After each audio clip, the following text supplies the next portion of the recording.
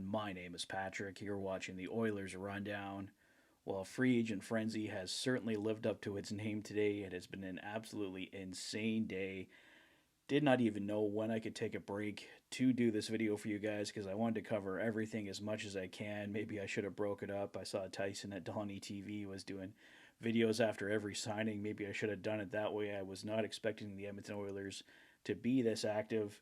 To this point, they have made 8 signings. There's probably going to be another one here while I'm recording this video, so let's get right into it. But yeah, just an insane day, guys. Like the Nashville Predators adding Stamkos and all, like, it's just absolutely insane. I think they said it was close to $1 billion spent on contracts today. So the Oilers getting into that a little bit, but they certainly were not bringing that number up too high today. Thankfully, the signings for the Oilers started with Connor Brown. We were expecting this one over the past few days. Connor Brown re-signs for 1 year, $1 million. I love this deal for the Oilers. Brown is still getting his bonus money, so he's getting well paid regardless, but the Oilers get a nice value deal here. Connor Brown was an excellent playoff performer, really found his form towards the end of the year. I think he's going to hit the ground running next year as opposed to his struggles at the start of this year coming off his injury. So really like the Connor Brown deal. James Hamlin signs a 2-year, two-way deal at $775,000. James Hamlin was a fixture for the Oilers in the bottom 6 early last season, got hurt, went to Bakersfield, couldn't find his way back at that point. He will be probably in tight to make the lineup at a training camp, but certainly has a shot at it. He looked great for the Oilers last year. He's a great local boy success story for the Oilers, so I really hope Hamlin can crack the roster here, but he gets a two-way deal at $775,000, so that cap hit will certainly help him in his case to try and make the team, as the Oilers, of course, will be very tight to the cap. Another great story for the Edmonton Oilers today, Noah Philp, who had to miss last season due to personal, we believe, family reasons, but either way, Noah Philp has returned to the Edmonton Oilers here. He signs a 1-year, $775,000 deal. He will be starting with the Bakersfield Condors, pretty much guarantee on that. But Oilers insider Bob Stauffer feels Philp has a great chance of cracking the roster at some point this year. He would be the natural replacement for Derek Ryan, who has 1 year left on his deal. So Philp, somebody to watch there, a nice big center for the Oilers in the bottom 6. Like I said, he'll start with the Condors, but depending on how he's playing, he could be an option for the Oilers later in the season, if not possibly next season, but he would need a new deal at that point. The Oilers' next signing of the day was defenseman Noel Hoffenmeyer, who they signed last season. He re-signs at 1 year, $775,000. He spent all of last season with the Bakersfield Condors. I expect that to be the case again this season, but played well as a Condor and gives the Oilers some much-needed depth there. So happy to see Noel Hoffenmeyer back in the fold. The Oilers' next signing was their biggest one of the day to this point. Viktor Arvidsson coming over from the LA Kings. He will join Leon Draisaitl on second line, right wing. The Oilers finally have a winger for Draisaitl, so Hyman, McDavid, and Nuge can stay together on the top line. Who ends up playing with Draisaitl and Arvidsson, we'll have to see here. Possibly Dylan Holloway.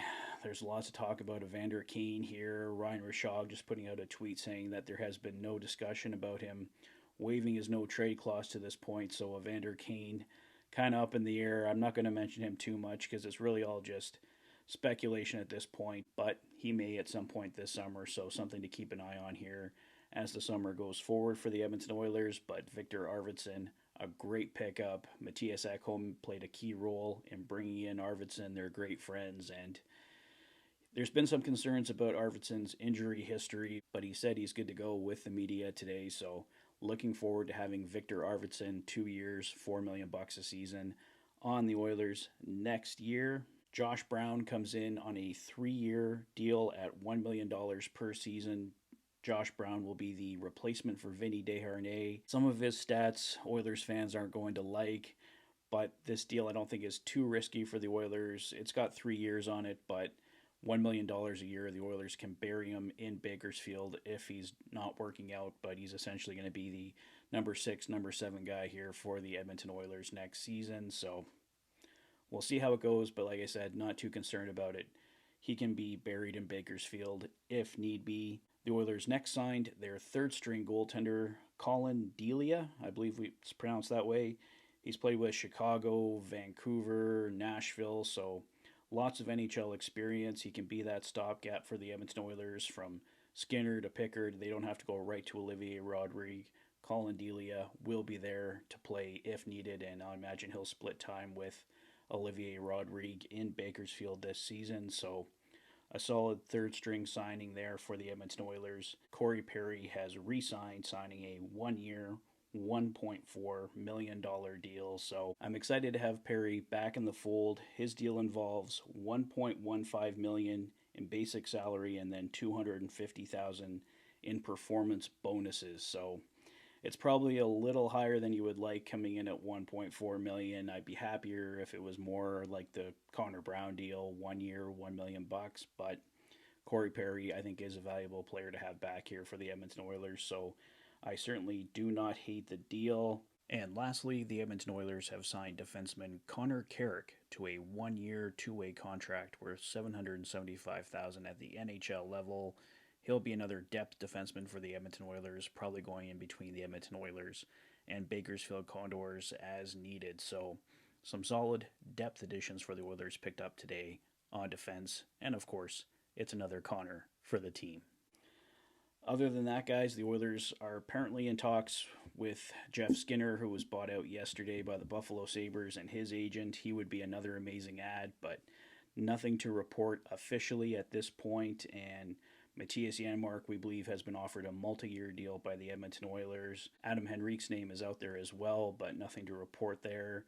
It appears he may be headed to the Winnipeg Jets, so the Oilers likely to lose Henrique as well. And of course, just as I was wrapping up, a couple news items breaking that I want to add to this video for you guys. Vinny Desharnais has officially signed with the Vancouver Canucks, 2 years at $2 million per season.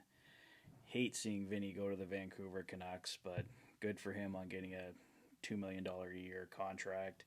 Well deserved for Vinny. And the other bit of news, the Oilers have been connected to Stan Bowman, former general manager of the Chicago Blackhawks.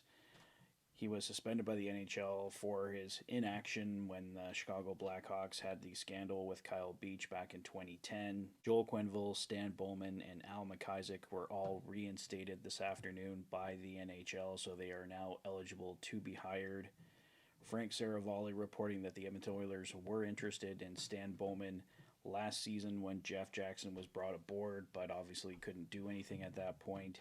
He has been connected to the Edmonton Oilers' vacant general manager position, so we may be hearing the name Stan Bowman here more over the next few days, few weeks, as a possible contender here for the Edmonton Oilers' general manager position. So I'll have more thoughts on that if it progresses beyond the speculation stage. I can tell you initially, not too excited by that news, but like I said, I'll have more thoughts on it if it becomes something a bit more official here for the Edmonton Oilers. But right now, Stan Bowman reinstated, a possible contender for the Edmonton Oilers general manager position. Like I said, there was some Evander Kane discussion, some Cody Ceci discussion, but no trades taking place as of yet for the Edmonton Oilers. But we believe there is still more to come, so I may be back later today with another update for you guys. But for now, that is all the latest surrounding free agent frenzy for the Edmonton Oilers. Let me know your thoughts on the signing so far. What other moves would you like to see the Oilers make here in the next short term? Let me know in the comment section below. If this is your first visit to the channel and you like what you see, please consider liking and subscribing for all the latest Oilers content. You've been watching the Oilers Fanatic. Thanks for being a fan.